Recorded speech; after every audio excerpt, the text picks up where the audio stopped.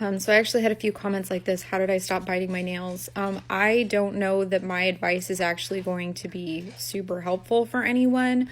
It turns out that for me personally, biting my nails was, while it was a stim, it was also a trauma coping behavior, from living with my parents.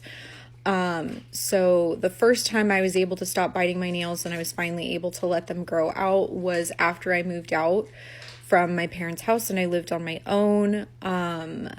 About a year or so after, like I was still biting my nails and I didn't really like think about it because, like I said, it's also a stim.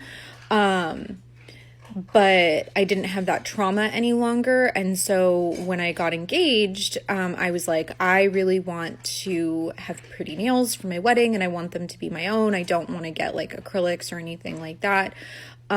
So I challenged myself to stop biting them so that I could have long, pretty nails for my wedding. And I managed to do that. About 5 or 6 years ago, I actually moved back in with my parents for a few months.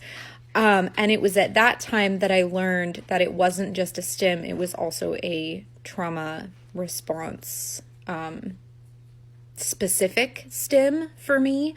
Because while I lived there for 3 months, I started biting my nails down to the quick again, biting the skin around my nails, picking at my cuticles, all of the things that I had done all growing up came back. And as soon as I moved out again at the end of that 3 months, I had absolutely no trouble stopping again. So for me, it is a stim, but it is specifically triggered by that trauma of living with my parents and not having personal space from them. So I've learned, and it's totally fine. I have a good relationship with my parents. We just can't live together, and that's okay. We all recognize that, and I've learned and I've accepted that about a week is about how long I can go and visit them. I cannot stay longer than that because it brings up too much for everyone involved. It's not a one-way thing. It's definitely a two-way thing for us. But I don't think that's going to be super helpful.